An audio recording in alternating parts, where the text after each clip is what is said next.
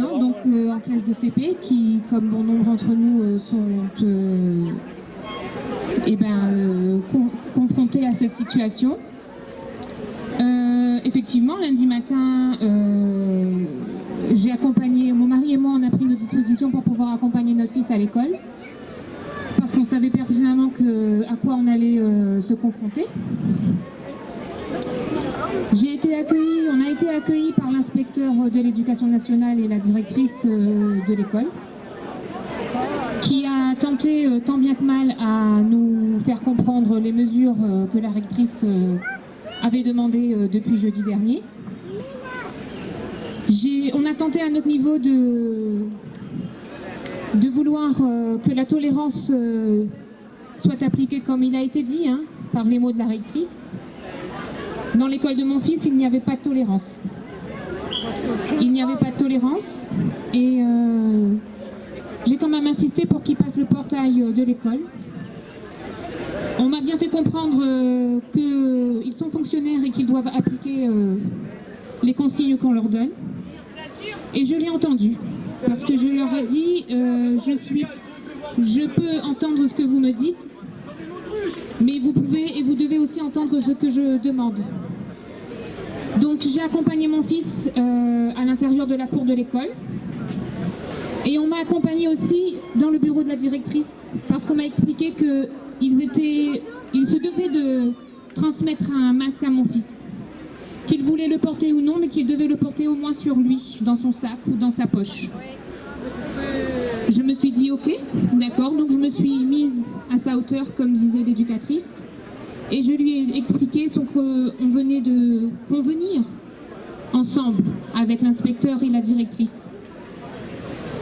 Et j'ai demandé à la directrice que s'il se passait une situation pas évidente au cours de la journée, je n'ai pas formulé de mots négatifs exprès.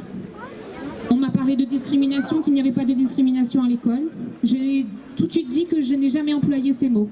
J'ai juste demandé à me contacter directement s'il s'avérait qu'il y aurait une situation où mon fils ne pourrait pas vivre sa journée d'école ordinairement. J'ai rejoint donc le portail et mon fils la cour d'école. Et je me suis retournée sur mes pas et je l'ai regardé au fond de la cour. Et je l'ai déjà vu avec un masque collé au visage. Je n'irai pas plus loin parce que je pense qu'on a vécu ces situations-là, quelques parents comme nous, qui sommes là aujourd'hui. Donc c'est vrai que je me suis retrouvée toute seule. Lundi matin, mon mari et moi, on était seuls devant cette grille d'école. Hier matin, on a tenté de même. Et c'est ce que je dis en fait, c'est que je peux entendre. J'entends et j'écoute ce qui se passe, effectivement. Il y a des virus qui circulent, il y a des choses qui font il y a de la circulation d'épidémies. Chacun ses opinions. Honnêtement, je respecte tout le monde.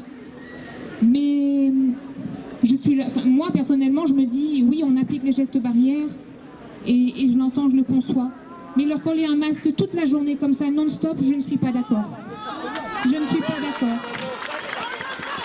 Alors ici, aujourd'hui, on est venu du sud, on a fait le déplacement, j'ai pris mes dispositions qui, comme bon nombre d'entre nous, avons nos responsabilités, nos occupations personnelles et professionnelles. Et je voudrais qu'on puisse, comme bon nombre d'entre nous, trouver des solutions pour que ce soit, je ne sais pas si c'est adapté ou solutionné différemment. La boîte à idées que vous avez mis en place, c'est une très bonne idée, effectivement, c'est le cas de le dire.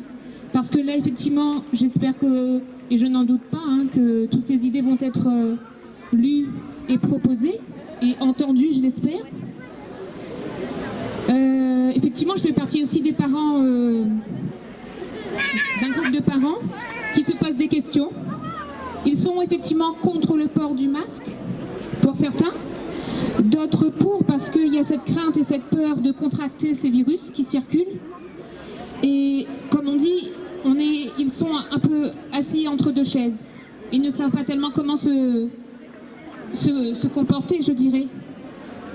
Et à côté de ça, effectivement, tous ces effets secondaires. Je fais partie du groupe de parents d'élèves dans l'école de mon fils. Et j'ai des parents qui me contactent en privé ou loin sur le parking de l'école pour pas qu'on les voit. que je respecte. Mais si je peux effectivement partager ce qu'on me confie, c'est effectivement comment faites-vous, comment ferons-nous si nos enfants ne sont pas protégés face à cette épidémie qui circule, mais en même temps, ils ne sont pas pour ce port de masque non-stop dans la journée. Donc je ne sais pas, moi parmi tant d'autres, la boîte à idées, je vois qu'elle grossit, elle gonfle.